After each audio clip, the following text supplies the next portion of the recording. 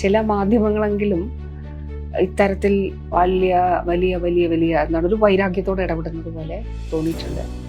അല്ലാതെ അനുഭവമാണ്. നമുക്ക് നിയമസഭയിലാണല്ലോ ഇക്കാര്യങ്ങൾ പറയാൻ പറ്റുക. കാരണം നമ്മളിപ്പോൾ ഒരു ലൈവ് ആണെങ്കിൽ അത് പോകും, അതല്ലെങ്കിൽ എഡിറ്റഡ് വേർഷനാണ് പോവുക. സ്ത്രീകൾ കൂടുതൽ ഹയർ പൊസിഷനിലേക്ക് വരുന്നു. മാധ്യമരംഗത്ത് കാണുന്ന കുട്ടികളിൽ 10 കുട്ടികളെടുത്താൽ എനിക്ക് തോന്നുന്നു 7 കുട്ടികളും പെൺകുട്ടികളാവും. ഒരു ഡിസിഷൻ മേക്കിങ്ങിൽ ഒരിക്കലും സ്ത്രീകളില്ല എന്നുള്ളതാണല്ലോ. എഡിറ്റോറിയൽ ബോർഡിൽ സ്ത്രീകളില്ല. ഇപ്പോൾ സ്ത്രീപക്ഷ വാക്കുകൾ, ഈ മാനഹാനി എന്ന വാക്ക് ഉപയോഗിക്കരുത്, മാനഭംഗം. കാരണം ഒരു സ്ത്രീയെ സംബന്ധിച്ചിടത്തോളം അവളുടെ മാനത്തിനൊന്നും സംഭവിക്കുന്നില്ല. ജനക്ഷേമ പ്രവർത്തനങ്ങളും വികസന പ്രവർത്തനങ്ങളും ചെയ്തിട്ടുള്ള ഒരു സർക്കാർ എന്നുള്ള നിലയിൽ തീർച്ചയായിട്ടും മൂന്നാമത് ഇടതുപക്ഷ ജനാധിപത്യ മുന്നണി സർക്കാർ തന്നെ കേരളത്തിൽ ചുമതലയേൽക്കും.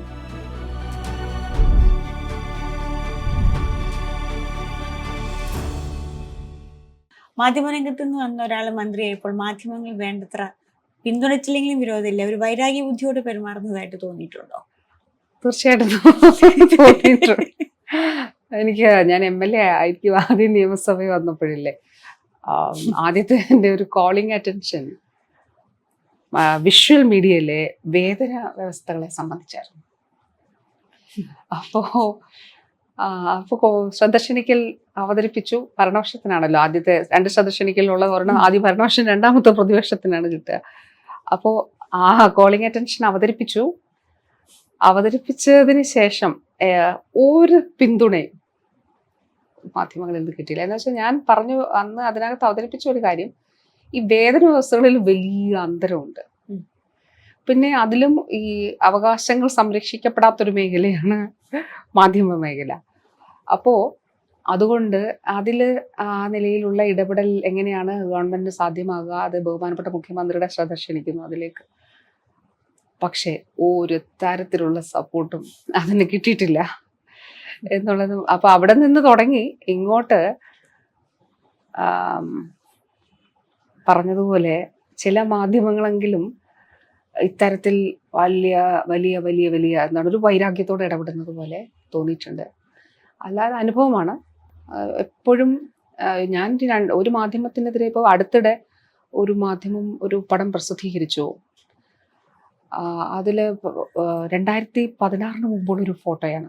അപ്പോൾ അതിൽ തിരുവനന്തപുരം മെഡിക്കൽ കോളേജിൽ കുറേ പേര്, 4 പേര് ഒരു ബെഡിൽ, 2 പേര് കിടക്കുന്നു, 2 പേര് ഒരാൾ എന്തോ ആ ബെഡുമായിട്ട് ചേർന്ന് ഇത് ചെയ്തിട്ട് ഇത് IV ഇട്ടിരിക്കുന്നു. അപ്പോൾ ഞാൻ ഈ പടം കണ്ടിട്ട് മെഡിക്കൽ കോളേജിൽ വിളിച്ചിട്ട് പറഞ്ഞു, ഇതെന്താണ് ഇന്നത്തെ ഫോട്ടോ എനിക്ക് അയച്ചു തരാൻ പറഞ്ഞപ്പം അവർ ഫോട്ടോ അയച്ചു തന്നപ്പം ബെഡ് നമ്പർ സെയിം, പക്ഷെ വാർഡ് ഭയങ്കര വ്യത്യാസം. അപ്പൊ ഇതെനിക്കറിയില്ലല്ലോ, ഇത് ഇപ്പോഴത്തെ ഫോട്ടോ, ഞാൻ ഇപ്പോഴത്തെ ഫോട്ടോ ആണോ എന്ന്. കാരണം അങ്ങനെയാണ് അതിനകത്ത് എഴുതിയിരിക്കുന്നത്, തിരുവനന്തപുരം മെഡിക്കൽ കോളേജിന്റെ ദുരവസ്ഥ എന്ന് പറഞ്ഞിട്ടാണ് എഴുതിയിരിക്കുന്നത്. അപ്പൊ എടുത്തു തന്നപ്പം ആ വാർഡല്ല, പക്ഷെ അതേ വാർഡാണ്, അതേ ബെഡാണ്, വർഷങ്ങൾക്ക് മുൻപുള്ള ഫോട്ടോയാണ്. അപ്പൊ ഞാൻ അതിന്റെ എഡിറ്റർക്ക് എഴുതി, ഇതിൽ ഒന്നുകിൽ മാപ്പ് പറയണം, അല്ലെങ്കിൽ മറ്റ് തുടർ നിയമ നടപടികൾ സ്വീകരിക്കണം. ഒരു മറുപടി ഉണ്ടായില്ല. അപ്പം ഞാൻ തുടർന്ന് നിയമ നടപടികൾ സ്വീകരിക്കാൻ തന്നെ തീരുമാനിച്ച് അതിൻ്റെ നടപടികൾ സ്വീകരിക്കുകയാണ്.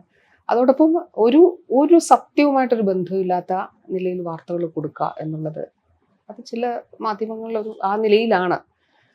അപ്പോൾ അതുകൊണ്ട് അതൊരു വൈരാഗ്യ ബുദ്ധിയോടെയാണ്. ഇതിപ്പോഴും മാത്രമല്ല, സ്ഥാനാർത്ഥിയായ ദിവസം തൊട്ടിട്ട്. അപ്പോൾ അതുകൊണ്ട് എനിക്ക് തോന്നുന്നു മാധ്യമ രംഗത്തൊന്ന് മാത്രമേ ഉള്ളൂ അല്ലെ ഇത്രയും പരസ്പരം സപ്പോർട്ട് ഇല്ലാത്ത മേഖല അവിടുന്നേ ഉള്ളൂ. എല്ലാരും അല്ല ഞാൻ പറഞ്ഞേ. അതെ അല്ല, പൊതുവിൽ നമ്മുടെ മാധ്യമ സുഹൃത്തുക്കൾ ഇപ്പോഴെല്ലാവരും സീനിയർ എഡിറ്റേഴ്സും ആ സീനിയർ തസ്തികകളിലാണല്ലോ. ഞാൻ പറഞ്ഞത് അല്ലാതെ ചില മാധ്യമങ്ങൾ തീർച്ചയായിട്ടും ഉണ്ട്. ഇപ്പം മാധ്യമപ്രവർത്തകരുടെ അവകാശങ്ങളെ കുറിച്ച് പറഞ്ഞപ്പോൾ മാധ്യമരംഗത്ത് സജീവമായി ആദ്യമായി എക്സിക്യൂട്ടീവ് എഡിറ്ററായ ആളാണ് ശ്രീമതി വീണ. സിന്ധു സൂര്യകുമാറാണ് ഏഷ്യാനെറ്റ് ന്യൂസിന്റെ എക്സിക്യൂട്ടീവ് എഡിറ്റർ. അടുത്ത കാലത്ത് ഏറ്റവും ചർച്ചയായ മാധ്യമപ്രവർത്തക സുജയ പാർവതിയാണ്. സുജയുടെ ശമ്പളവും സുജയ ചീഫ് എഡിറ്റർ തസ്തികയിൽ എത്തുന്നുണ്ട്. അതിനൊപ്പം നമ്മൾ നോക്കുമ്പം നമ്മുടെ ടെലിവിഷൻ മാധ്യമത്തിൽ പ്രത്യേകിച്ചും പെൺകുട്ടികളാണ് കൂടുതൽ. ആ ഒരു മാറ്റത്തെ, സ്ത്രീകൾ കൂടുതൽ ഹയർ പൊസിഷനിലേക്ക് വരുന്നു മാധ്യമരംഗങ്ങളിൽ, മാധ്യമരംഗത്ത് കാണുന്ന കുട്ടികളിൽ 10 കുട്ടികളെടുത്താൽ എനിക്ക് തോന്നുന്നു 7 കുട്ടികളും പെൺകുട്ടികളാവും കൂടുതലും കിടന്നത്. ആ ഒരു മാറ്റത്തെ എങ്ങനെ കാണുന്നു? വളരെ നല്ല മാറ്റമാണ്. കാരണം നമ്മളൊക്കെ ഒരു കാലഘട്ടത്തിൽ പറഞ്ഞുകൊണ്ടിരുന്നത് ഒരു ഡിസിഷൻ മേക്കിങ്ങിൽ ഒരിക്കലും സ്ത്രീകളില്ല എന്നുള്ളതാണല്ലോ. എഡിറ്റോറിയൽ ബോർഡിൽ സ്ത്രീകളില്ല.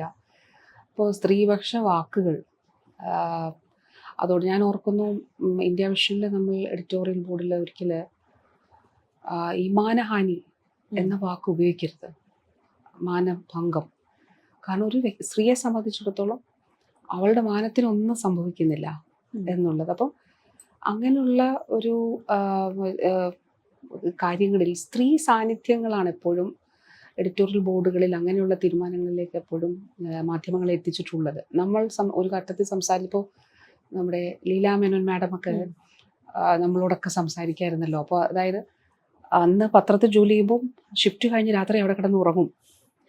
എന്നിട്ട് പിന്നെ പോകാൻ വണ്ടി ഇല്ലാതെ പുലർന്നു കഴിഞ്ഞിട്ട് ബസ്സിൽ കയറി തിരിച്ചു പോകുന്ന ഒരു ഘട്ടത്തിൽ നിന്ന്, അതുപോലെ ഇപ്പോഴും പ്രിന്റ് മീഡിയ, ഇപ്പോൾ നമ്മൾ എത്ര പേരെ പത്രങ്ങളിൽ ജോലി ചെയ്യുന്ന എത്ര സ്ത്രീകളെയാണ് നമുക്ക് അറിയുക. അതേസമയം ബൈലൈൻ നമ്മൾ പല പുരുഷന്മാരുടെ പേരുകൾ നമുക്കറിയും, പക്ഷെ സ്ത്രീകളുടെ പേരുകൾ വളരെ വളരെ കുറവാണ്. വിഷ്വൽ മീഡിയയിലേക്ക് വന്നപ്പോൾ തീർച്ചയായിട്ടും ആ ഒരു മാറ്റം ഉണ്ടായിട്ടുണ്ട് എന്നുള്ളത് വളരെ സ്വാഗതാർഹവും വളരെ സന്തോഷവുമുള്ള ഒരു കാര്യമാണ്. അത് ഈ 2 രീതിയിലുണ്ട്. ഒന്ന്, മാധ്യമങ്ങളുടെ സ്ത്രീപക്ഷ നിലപാടുകളെ സംബന്ധിച്ചും, 2, ആ സ്ഥാപനത്തിൽ ജോലി ചെയ്യുന്ന സ്ത്രീകളെ സംബന്ധിച്ചിടത്തോളം അത് ഗുണകരമായിട്ട് വരുമെന്നാണ് നമ്മൾ പ്രതീക്ഷിക്കുന്നത്. അപ്പോൾ അത് തീർച്ചയായിട്ടും അത് അങ്ങനെ അതും മാറ്റമുണ്ടാക്കുമെന്ന് കരുതുന്നു. ഇപ്പൊ മാധ്യമപ്രവർത്തകർ ചർച്ചകളിൽ എപ്പോഴും സീരിയസ് ആയ ചോദ്യങ്ങൾ വരെയും ഭരണപക്ഷത്ത് സഹപ്രവർത്തകരായിരിക്കുന്നവരെയും പ്രതിപക്ഷത്തിരിക്കുന്നവരെയും നല്ലോണം ബുദ്ധിമുട്ടിച്ചിട്ടുള്ള ആളാണ് ശ്രീമതി വീണ. കൃത്യം ചോദ്യം ചോദിക്കും, ഉത്തരം കിട്ടിയില്ലെങ്കിൽ വീണ്ടും ചോദിക്കും. ചോദ്യത്തിന് ശൗര്യമില്ല എന്നേ ഉള്ളൂ, ചോദ്യത്തിന് മൂർച്ച ഉണ്ടായിരുന്നു. അന്നത്തെ രീതിയിൽ അങ്ങനെ തന്നെയായിരുന്നു ശ്രീമതി വീണ ചെയ്തുകൊണ്ടിരുന്നത്. ഇപ്പൊ അവരുമായിട്ടുള്ള ഇന്ററാക്ഷൻ ലെവലിലേക്ക് എത്തുമ്പോൾ അവരാരെങ്കിലും അത് പറയാറുണ്ടോ?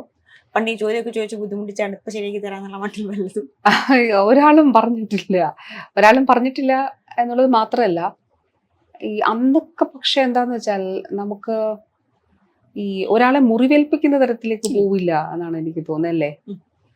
ഞാനതാ പറഞ്ഞത്, ചോദ്യങ്ങൾക്ക് മൂർച്ച ഉണ്ടായിരുന്നു, മറ്റേ ആക്രമണ സ്വഭാവം ഉണ്ടായിരുന്നു ഇല്ല.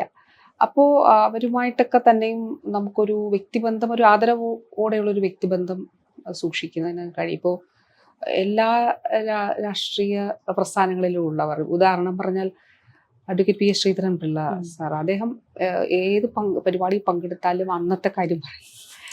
അപ്പൊ അന്നത്തെ കാര്യം പറഞ്ഞ അന്ന് മുതലുള്ള ഒരു സൗഹൃദമാണ് എന്നുള്ളത് പറയും. അപ്പോൾ അത് വ്യക്തിപരമായ ഒരു പരസ്പരം ഒരു ആദരവ് എപ്പോഴും നമ്മൾ കൊടുത്തിരുന്നു. അത് ആ നിലയിൽ തന്നെ തുടരുന്നു. പക്ഷെ അന്ന് അങ്ങനെ ചോദിച്ചില്ലേന്ന് അങ്ങനെയായിരുന്നു, ചോദിച്ചിട്ടില്ല. പക്ഷെ ചിലരെങ്കിലും ഞാൻ മനസ്സിൽ 1-2 ഇതിലെങ്കിൽ ഞാൻ ഓർക്കാറുണ്ട്, അന്ന് ഒരു ഭാവവ്യത്യാസം പക്ഷെ അവരൊന്നും കാണിച്ചിട്ടില്ല എന്നുള്ളത്. അതൊരു സത്യം പറഞ്ഞാൽ നമ്മൾ മാറി നിന്ന് നോക്കുമ്പോഴേ, രാഷ്ട്രീയം മാധ്യമം ഇതൊക്കെ മാറി നിന്ന് നോക്കുന്ന ഒരാളെ മറ്റും നോക്കിയാൽ കാണാൻ ആലോചിക്കാൻ രസമുള്ള ഒരു സിറ്റുവേഷൻ ആണ്. മുമ്പ് ഇങ്ങനെ ചോദ്യം ചോദിച്ച് വിഷമിപ്പിക്കാം. നിയമസഭയിൽ മറുപടി കൊടുക്കുമ്പോൾ ആ പഴയ മാധ്യമ പ്രവർത്തകരുടെ ഒരു അംശം വന്നു പോകാറുണ്ടെന്ന് തോന്നാറുണ്ടോ? ഉത്തരം പറയുമ്പോൾ കൃത്യം പോയിന്റ് വെച്ച് അത് പോയിന്റ് പറയണം എന്നുള്ളൊരു ആഗ്രഹം എപ്പോഴും മനസ്സിലുണ്ട്. അപ്പൊ അത് പറഞ്ഞില്ലെങ്കിൽ മനസ്സിനൊരു പ്രയാസം. കാരണം എപ്പോഴും നമുക്ക് നിയമസഭയിലാണല്ലോ ഈ കാര്യങ്ങൾ പറയാൻ പറ്റുക.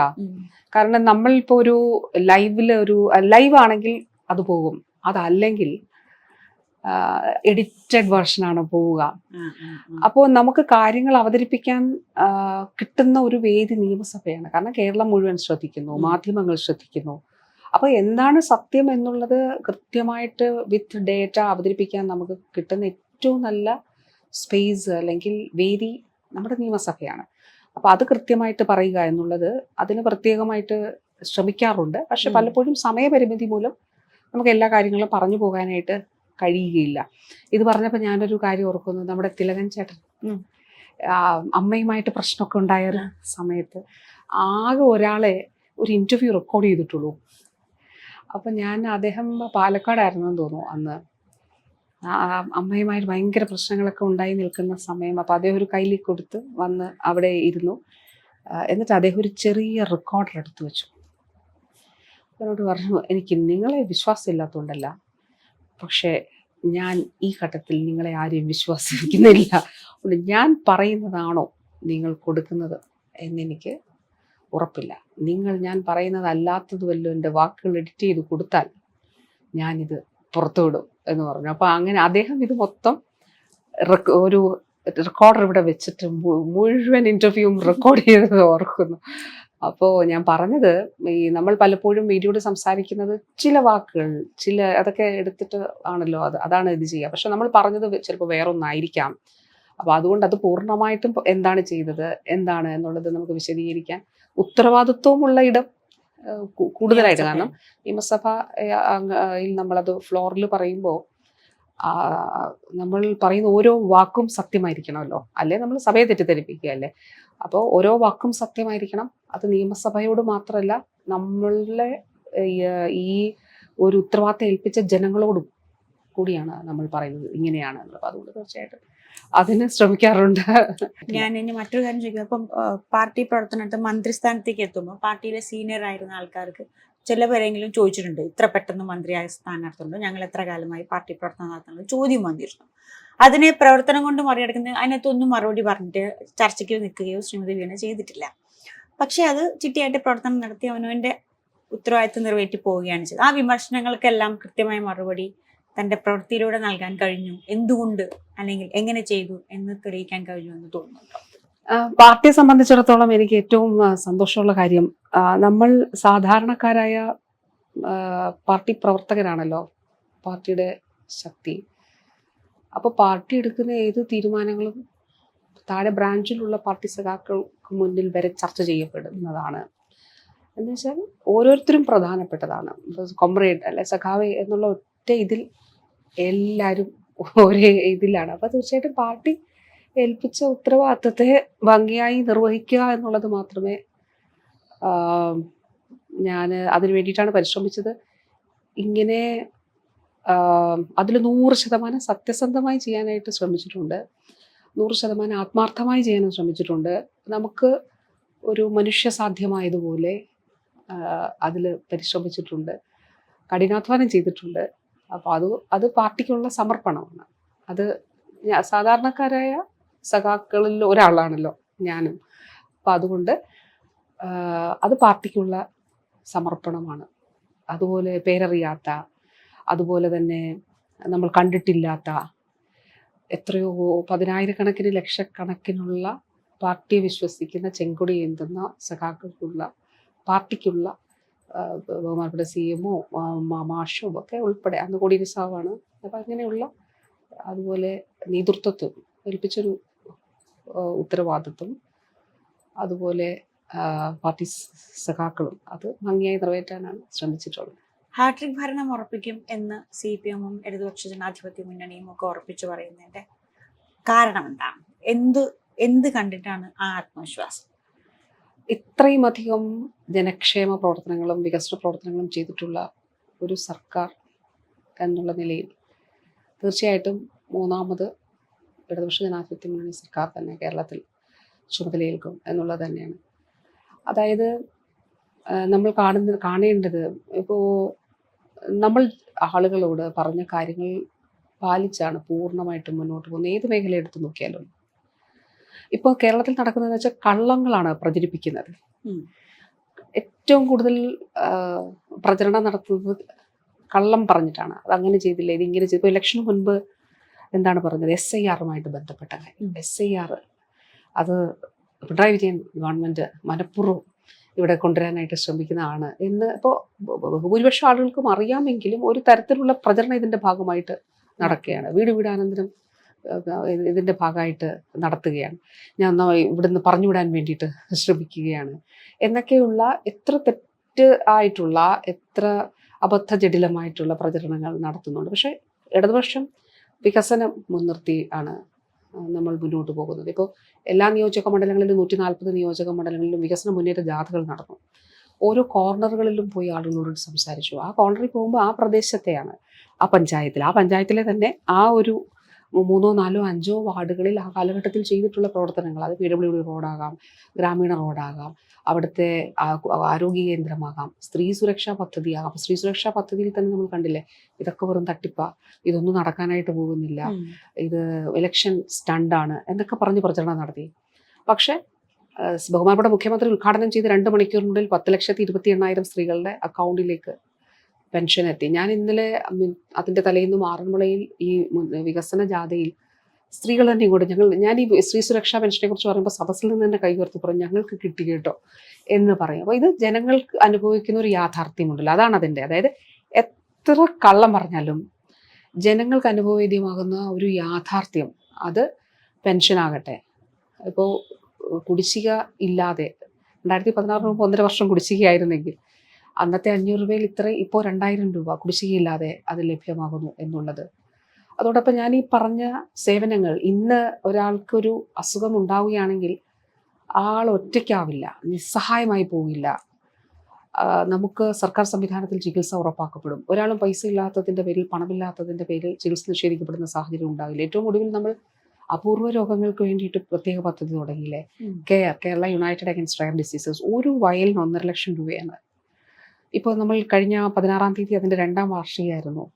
ഇപ്പം അത് 18 വയസ്സിലേക്ക് അത് ഉയർത്തുന്നതിന് വേണ്ടിയിട്ടുള്ള ഇപ്പോൾ ഈ ബജറ്റിൽ ആദ്യമായിട്ട് നമുക്കതിന് പണം അനുവദിച്ചിട്ടുണ്ട്. അപ്പോൾ ഇത് ജനങ്ങൾക്ക് അനുഭവവേദ്യമാകുന്ന മാറ്റമാണ്. ഇപ്പോൾ ഒരു 10 വർഷം മുമ്പ് ചിന്തിക്കാൻ കഴിയായിരുന്നു ഒരാൾക്ക് കരൾ മാറ്റി വയ്ക്കണമെങ്കിൽ ഫ്രീ ആയിട്ട് കേരള സംസ്ഥാനത്ത് നടക്കുന്ന, അന്ന് ഇമാജിൻ ചെയ്യാൻ പറ്റില്ല. കാരണം അന്ന് കരൾ മാറ്റി വയ്ക്കുന്ന ശസ്ത്രക്രിയ ഇല്ല സർക്കാർ സംവിധാനത്തിൽ. 2022 ഫെബ്രുവരി മാസമാണ് നമ്മൾ തുടങ്ങിയത്. അപ്പോൾ ആ നിലയിൽ സംവിധാനങ്ങൾ മാറി. ഇപ്പോൾ വിദ്യാഭ്യാസ രംഗം, ഓണം നേരത്തെ എത്തിയതുകൊണ്ടാണ് പുസ്തകം കൊടുക്കാൻ താമസിച്ചെന്ന് പറഞ്ഞൊരു കാലമില്ലേ. ഇപ്പോൾ നേരത്തെ പുസ്തകം കൊടുക്കുന്ന കാലഘട്ടം, നല്ല സ്കൂൾ കെട്ടിടങ്ങൾ. അപ്പോൾ ഇത് ജനങ്ങളുടെ കൺമുന്നിലുള്ള മാറ്റമാണ്. ആശുപത്രി, സ്കൂൾ, അടിസ്ഥാന സൗകര്യം, അത് തീർച്ചയായിട്ടും ഇടതുപക്ഷത്തെ സംബന്ധിച്ചിടത്തോളം പറയുന്ന കാര്യങ്ങൾ അത് ചെയ്തു പോകുന്ന ഗവൺമെൻറ്റാണ്.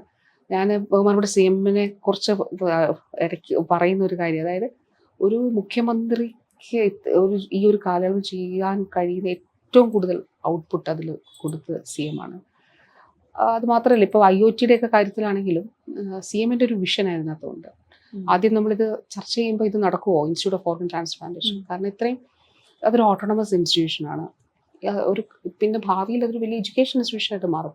നമ്മൾ കാണേണ്ടത് രാജ്യത്ത് ഇതിൽ വേണ്ടി മാത്രമായിട്ടുള്ള ഇൻസ്റ്റിറ്റ്യൂട്ട് ഇല്ല, കോഴ്സസ് നടത്താനായിട്ട് ലോകത്ത് മൂന്നാമത്തെ.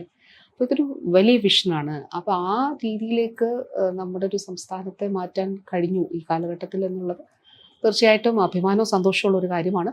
ജനങ്ങൾ ഈ മാറ്റങ്ങൾ അവരനുഭവിച്ചറിയുന്നുണ്ട്. അവർ സഞ്ചരിക്കുന്ന റോഡുകൾ, അവരെത്തുന്ന സ്കൂളുകൾ, ആശുപത്രികൾ, അവർക്ക് ലഭിക്കുന്ന സേവനങ്ങൾ, ഇതെല്ലാം ഈ ഒരു കാലഘട്ടത്തിൽ അവർക്ക് അനുഭവവേദ്യമാകുന്നതാണ്.